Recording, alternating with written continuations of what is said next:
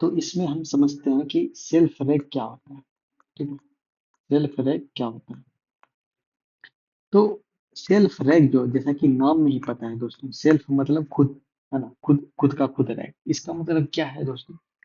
खुद। सेल्फ मतलब अपना, है ना, अपना एक तरह का कह दो, अपने आप रैग, या है ना कुछ उस तरह का। तो इस सेल्फ रैग में पहली बात तो दोस्तों कि इस रैग टेक्निक्स में एक, जब हम रैग यूज करते हैं तो उसमें एक एलएलएम का भी अभी यूज होगा, है ना, इस टेक्निक्स में, है ना। जैसे कि सेल्फ रैग है तो उसमें एक एलएलएम का यूज होगा। ठीक। इससे और इसके जो और जो सिंपल रैग होते हैं दोस्तों, है ना, सिंपल रैग कह दो आप, है ना, या किसी भी तरह का रैग, तो उसमें क्या होता है कि हम कोई एलएलएम का यूज नहीं करते हैं। ठीक है, उसमें कोई हम एलएलएम का यूज नहीं करते हैं। और जो भी हम क्वेरी डालते हैं, ठीक है, जो भी क्वेरी डालते हैं वो वेक्टर बेस्ड या ट्रेडिशनल वे से उसको रिट्रीव करके, और फिर जो भी एक्सट्रैक्टेड इंफॉर्मेशन आते हैं, इसको फिर हम एलएलएम को पास कर देते हैं, और उसके बाद फिर आंसर जनरेट करता है। ठीक, बट इस सेल्फ रैग में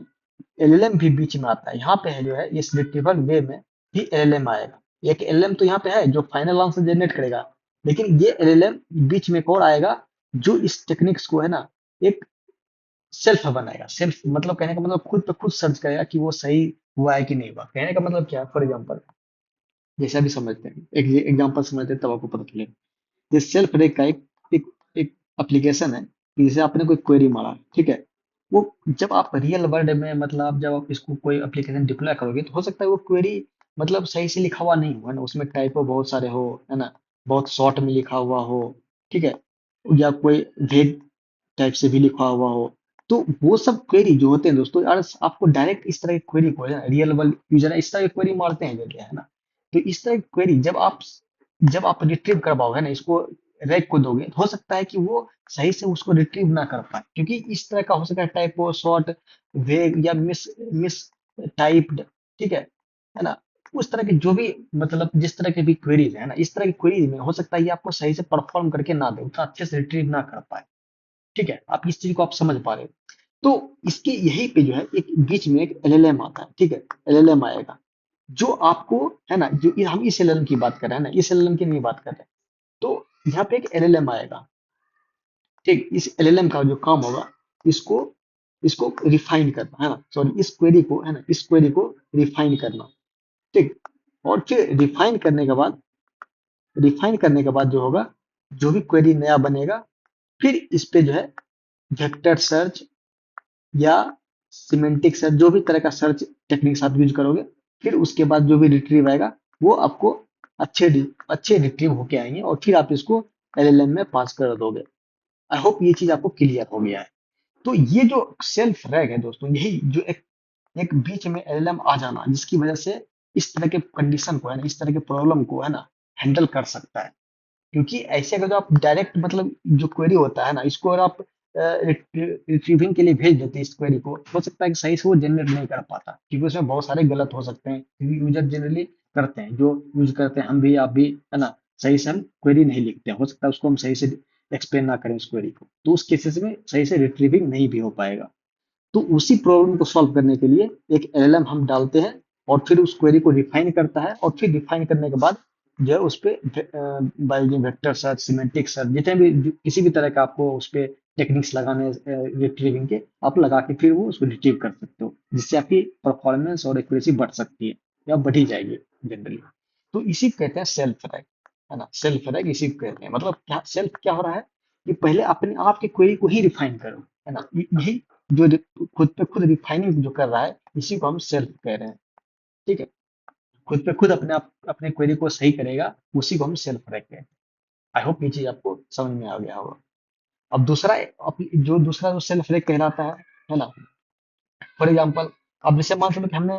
ये चलो रिट्रीव कर लिया, ठीक है, जैसे आप जो एलएलएम के थ्रू, है ना,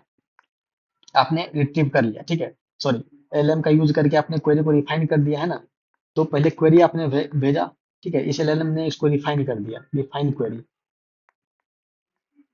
ठीक है, रिफाइन क्वेरी कर दिया, फिर आप रिट्रीव किए, फिर रिट्रीव हुआ डॉक्यूमेंट, और फिर इस रिट्रीवल को आप एलएलएम में पास करते हो, ठीक, एलएलएम फिर आपको आंसर करता है। ठीक है, तो ये एलएलएम वन है ना, ये एलएलएम टू है ना, सेम एलएलएम नहीं है, दूसरा दूसरा एलएलएम है, ये याद रखना ध्यान। तो अब इसमें क्या है कि हो सकता है कि जो भी रिट्रीवर आपने किया है ना, उसमें हो सकता है कि बहुत सारे डॉक्यूमेंट्स हो सकता है कुछ डॉक्यूमेंट्स उतने इंपॉर्टेंट नहीं हो, है ना, जो भी रिट्रीवर जो हुआ है उसमें वो डॉक्यूमेंट उतने इंपॉर्टेंट नहीं हो, और जो भी इंपॉर्टेंट है हो सकता है कि जो सबसे ज्यादा इंपॉर्टेंट है वो यहाँ पे है डॉक्यूमेंट्स, है ना, ये सबसे ज्यादा इंपॉर्टेंट हो सकता है, दूसरा इंपॉर्टेंट इस यहाँ पे हो सकता है, तीसरा डॉक्यूमेंट फिर यहाँ पे इंपॉर्टेंट है, या फिर उसको, तो इस तरह से जब आई ये अगर आप इसको इस तरह से दोगे है ना एलएलएम को, तो हो सकता है कि वो बढ़िया से उतना परफेक्ट आंसर ना दे पाए, आंसर देगा लेकिन उतना परफेक्ट नहीं रहेगा, लेकिन जब इसको आप सॉर्ट कर दोगे है ना, इसको रैंक वाइज कर दोगे कि कौन सा इंपॉर्टेंट कितना कितना, जो भी रिट्रीव डॉक्यूमेंट कितना इंपॉर्टेंट है, और आप इसको सॉर्ट कर दोगे कि पहला डॉक्यूमेंट जो होगा बहुत इंपॉर्टेंट होगा, दूसरा फिर उससे कम इंपॉर्टेंट होगा, तीसरा इस तरह से,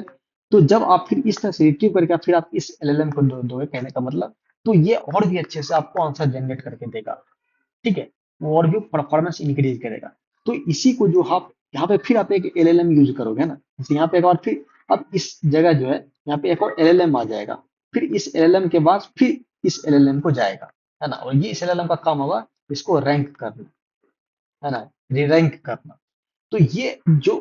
रैग है ना, यहाँ इसमें जो है हम री रैंक कर रहे हैं, री रैंक करने से क्या होगा दोस्तों, कि उसका जो है परफॉर्मेंस, है ना, और एक्यूरेसी जो कह सकते हो वो बढ़ जाएगा इसका, ठीक, और इसके बढ़ने से आपको बेनिफिट मिलेगा। तो यहाँ पे आप देख रहे हो कि इसमें हम एक और एलएलएम हो गया, मतलब ये दूसरा एलएलएम मान लो, और ये फिर आप इसको तीसरा एलएलएम हो गया, ठीक है। तो इस तरह से हम ये क्यों हो रहा है, ये अपने आप होगा, इसी को हम कहते हैं, ये जो इस तरह का आप टेक्निक्स यूज करोगे तो इसी को हम सेल्फ रैग कहते हैं, है ना। यहाँ पे आप हो सकता है कि सिर्फ क्वेरी रिफाइनर के लिए यूज करो, है ना, आप री रैंक के लिए इस्तेमाल ना करो, फिर हो सकता है कि दोनों के लिए इस्तेमाल करो, है ना, आप री रैंक के लिए इस्तेमाल करो, या हो सकता है कि सिर्फ आप सिर्फ री रैंक प्लस क्वेरी रिफाइनमेंट, है ना, क्वेरी रिफाइनमेंट दोनों के लिए इस्तेमाल करो, है ना, ठीक है, या फिर हो सकता है कि आप सिर्फ इसको री रैंक के लिए ही इस्तेमाल करो, ठीक है, इनमें से कुछ भी आप इस्तेमाल करोगे तो इस तरह के टाइप्स के रैक को हम सेल्फ रैक कहते हैं, है ना, सेल्फ रैक मतलब उसको खुद पे खुद उसको ठीक कर लेना, है ना, खुद पे खुद उसको, और वो ठीक कैसे होगा, एलएलएम के थ्रू ही होगा, है ना, बिना एलएलएम के थ्रू नहीं हो सकता है। तो आई होप ये चीज आपको क्लियर हो गया हो कि ये सेल्फ रैक कैसे काम करता है।